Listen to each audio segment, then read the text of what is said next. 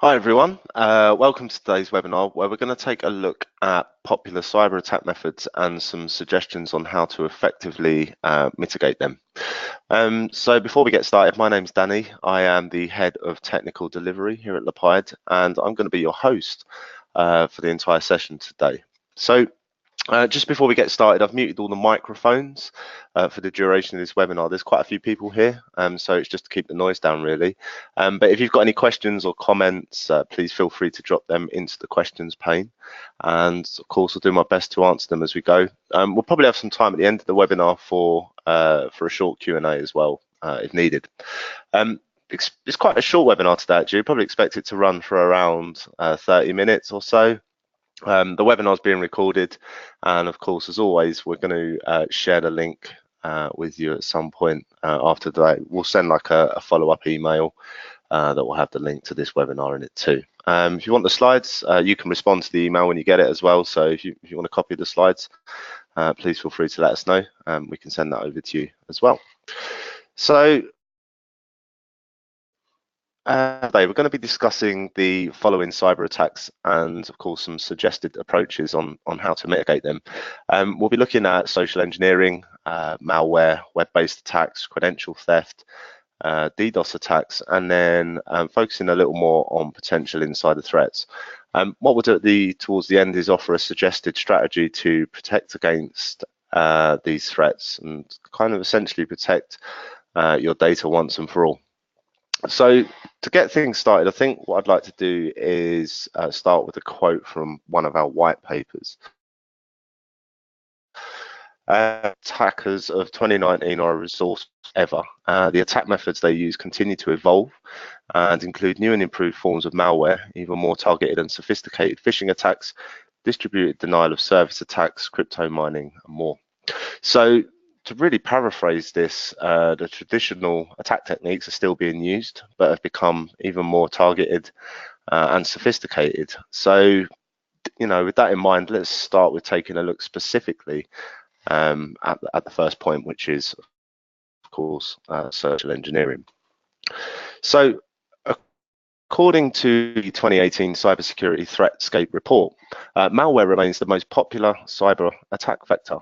Malware is a type of program that's installed on the victim's device, typically without their consent. And a malware attack typically involves luring the victim into either downloading a malicious email attachment or clicking on a link to an illegitimate website, which, of course, in turn downloads the malware script onto their device. Examples of malware include, say, ransomware, spyware, adware, or macroviruses. Some viruses infect applications such as Microsoft Word or Excel, and some attach themselves to the master boot records on hard disks. Some are able to evade most modern antivirus solutions by encrypting and decrypting themselves in a kind of a cyclical fashion. There are various types of social engineering techniques, with phishing and spear phishing being the most popular. And a phishing attack involves tricking an unsuspecting victim into handing over logon credentials or some form of PII. These days, most phishing attacks are highly targeted, hence where the term spear phishing originated. Unfortunately, social engineering attacks are very hard to prevent, as the perpetrators deliberately prey upon naive or careless employees. As such, the first step in preventing social engineering and malware attacks are to ensure that all employees are trained to check for suspicious URLs, maybe grammar or spelling mistakes in the emails, and the use of threatening language, titling the emails or subjecting the emails as urgent. All employees must be made aware of the potential consequences of handing over credentials or PII to anyone who they did not completely trust. So, always check out those emails or those links that you're being sent and be vigilant. Now, with regards to protecting ourselves from malware infections, we can use a technique called sandboxing, which provides automated malware analysis by executing the malware in a controlled environment and monitoring its output. However, as I mentioned earlier, many of the latest strains of malware are capable of evading sandboxes and execute their code without being detected by most modern antivirus solutions. Another solution which is rarely discussed is threshold alerting.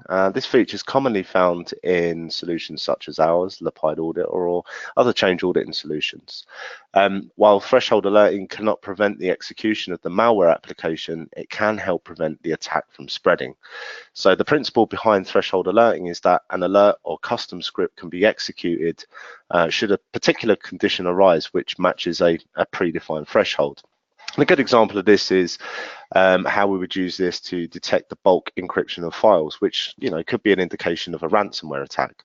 If, say, X number of files are encrypted within Y period of time, a custom script can be executed which may stop a specific process. You could use this script to disable the user account, change the firewall settings, or even, if you wanted to be extreme, shut down the server that's currently under attack. It's also theoretically possible to use a custom script to update group policy, a specific group policy setting within a GPO group policy object, in order to prevent other systems from, running the executable, assuming there is one.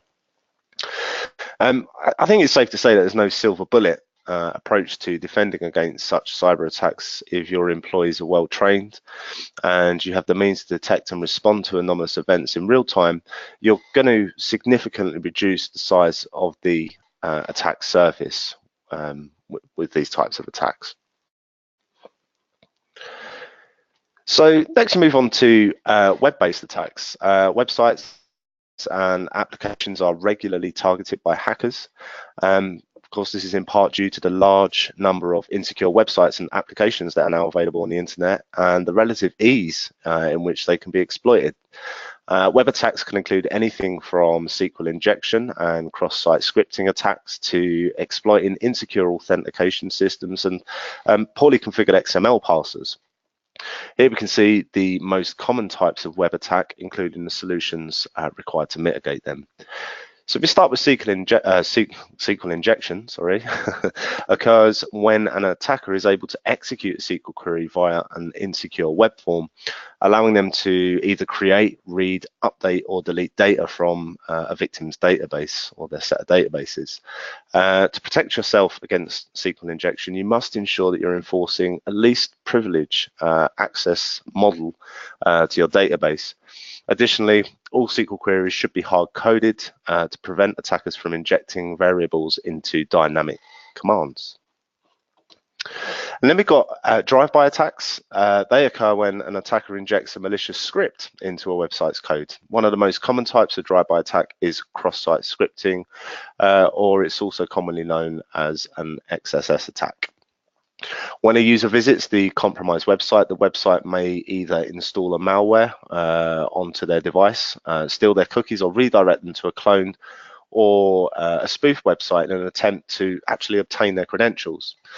To protect against drive-by attacks, all software, including the browser and operating system, must be regularly patched and updated. And over the last couple of years, we've seen some public incidents or some incidents of successful cyber attacks reported in the news, of course.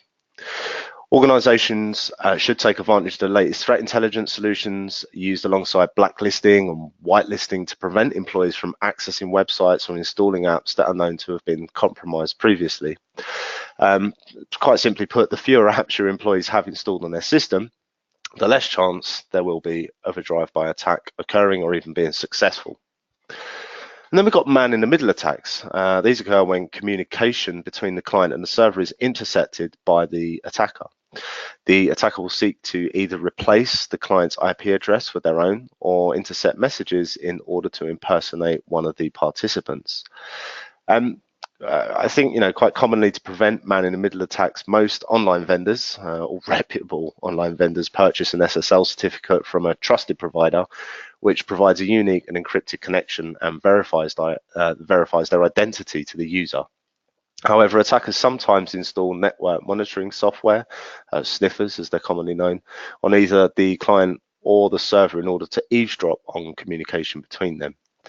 This technique is particularly common on public Wi-Fi networks, we've all heard about it, where the attacker will seek to obtain logon credentials or any other valuable data. And as such, it's highly recommended and best practice that employees, especially if they work remotely, should avoid using public internet connections when accessing sensitive data. The next is really stealing credentials. As already discussed, I think hackers will seek to acquire login credentials via social engineering or monitoring the network traffic of unsecured networks. Additionally, they may simply snoop around an employee's desk looking for obvious signs or post-it notes, for example, to initiate or undertake some kind of brute force attack. Now, a brute force attack is where an attacker tries a large number of random passwords in the hope that one is successful. And they'll often attempt to hash passwords that might relate to a particular user in some way. For example, an employee's name, address, job title, pet, date of birth, that kind of thing. I've already explained how threshold alerting can be used to detect and respond to bulk file encryption. However, perhaps the most common use of threshold alerting would be to detect anomalous or high volumes of login failure. For example, if X number of logins attempts have failed within Y period of time, then an alert or custom script can be executed to block the attacker from gaining access to the network. Yes, so with regards to the next point, DDoS attacks, these days standard denial of attacks are pretty much largely ineffective due to the large amounts of bandwidth available on most web hosts. However, distributed denial of service attacks still present a major threat to many organizations. This is some really interesting videos that have been explaining this or putting it into easy to understand terms for the general public as well. And I think the awareness around these types of attacks is becoming more publicly known, and I love the work that some of the security organizations, vendors, and some of the really interesting publications, I think they're quite creative in explaining some of these attacks as well and making them easy to understand for general IT users.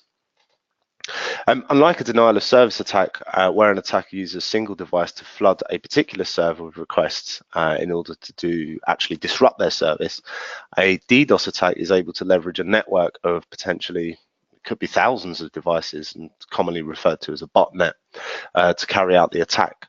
And to accomplish this, the attacker must infect a large number of devices with a type of DDoS malware. Once devices have been hijacked, it will receive orders from the attacker's command and control server to attack a targeted or a specific server. DDoS malware, which is typically known as a Trojan, is often spread via an email attachment or via a compromised website. As with other forms of malware, employees must be vigilant in identifying suspicious links and attachments, so really keep their eyes peeled. Just keep the lookout for anything that looks suspicious, really. Organizations will need to ensure that they have a sufficient amount of bandwidth in order to sidestep any potential downtime caused by a DDoS attack. And finally, there are a number of third-party tools which can monitor, filter, and block any incoming web traffic that matches a potential DDoS attack. So it's going to look for specific patterns to match. And then the next kind of threat I wanted to talk about and dive into a little more is insider threats. So we know that statistically today, 90% of an IT security budget is spent on protecting our organizations from outside threats, and only 10% is spent on protecting our organization from inside threats. Now, we're not saying that this is wrong, but we believe we need to change our approach if we want to be successful in reducing the threat landscape effectively, both internally and externally. I've used this slide in a previous presentation, but the statistics here illustrate this fact. Over the past 2 years, or 2.5 years now, we know now that there's been a 75% increase in reported data breaches. 88% of data breaches are down to human error, and there are some 7.1 million records compromised every single day. Adding to this, 74% of the surveyed companies feel vulnerable to insider threats. And in a 2016 study conducted by Eponomon Institute with 54 benchmarked organizations in North America, there were a total of 874 insider incidents with a total average cost of $4.3 million.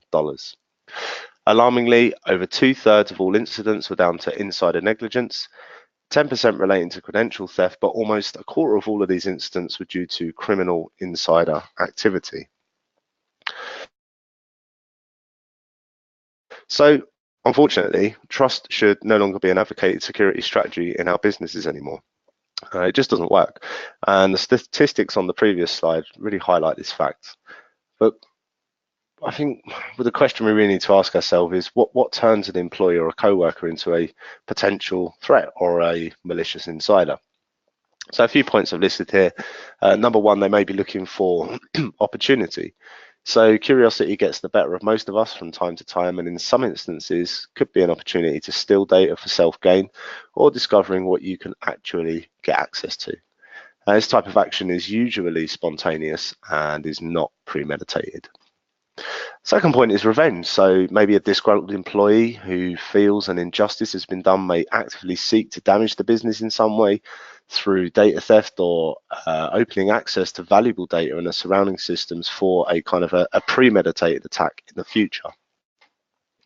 And then data theft for reimbursement. Maybe the employee's been offered a reward to provide confidential information to an outsider, or even in extreme cases are being held to ransom to provide critical company data. Could be from a competitor, for example. Protecting public interests. An employee that doesn't agree with an organization's policies, maybe taking it upon themselves to share this information publicly, could be seen as doing the public some kind of justice. Maybe the employee is looking at starting a competing business in the future and they decide to steal customer databases. I mean, it's very common, unfortunately. Steal intellectual property, or even if they're just changing roles to a competitor. But essentially, whatever they see fit to successfully compete against their current employer. And then finally, as we focused on in some of the previous slides, just real lack of education. As I've mentioned, social engineering and spear phishing as hacking techniques are widely used, and they've become incredibly sophisticated. It's more about, again, I think the social engineering is a huge part to play on this. They obviously do go hand in hand. You're going to change the language and the way that you actually communicate with people based upon the person you're targeting. So yeah, I mean, I've seen some fantastic examples of how easy it is to actually manipulate people that are not wary of these types of things going on. And unfortunately, it's becoming rife. So what we're talking about here is really tricking an insider to becoming an unknown adversary to an attack, and they don't really know they're doing anything wrong. By having them click a link in an email, it can be completely transparent to the user what's happening in the background, and from the point they click on the email, could be deploying some form of malware into the network. So we really need to make sure that our employees are educated on looking out for these type of threats. So to kind of introduce us here at Lepide, we believe at the heart of everything you do to protect your organization's data should actually be the data itself. There must be a data-centric audit and protection solution in place to effectively mitigate the risk of a potential security or data breach. We believe that in an effective data-centric audit and protection solution, there are 4 fundamental pillars surrounding the data. And they are discovery and classification. So find out where your most sensitive data is and why it's sensitive. Second is permissions and privileges. So determine who has access to what and whether the level of access they have is actually appropriate. Then there's user and entity behavior. So track user interactions with your data, of course, with your critical systems surrounding the data, and identify any anomalies that may be happening as well. And then finally, system states. So get insight into environment states that pose significant risk to your data as well. Now, Gartner themselves, they report that siloed security is not effective. More often than not, we're still using old approaches with an array of independent, unintegrated solutions that are simply not capable in giving us that consolidated view, that visibility that we actually need to secure our data and systems. And although what we can see here does not completely cover the full scope of DCAP as it's defined by Gartner, this is what they've reported should be covered in an effective data-centric audit and protection strategy.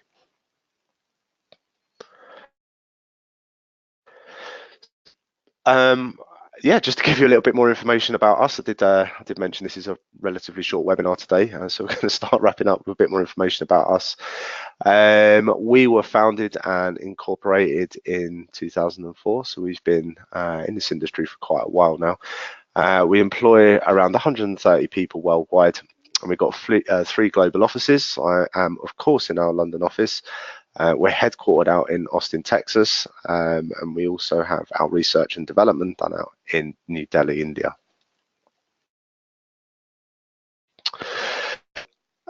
Yeah, so essentially, why us? Our solution is one of the easiest solutions to install. It's very straightforward to get up and running with our solution. I'll talk about next steps if you wanted to take a look at deploying Lepide Auditor as a DCAP solution in a bit. We're actually one of the fastest growing DCAP providers in the industry today.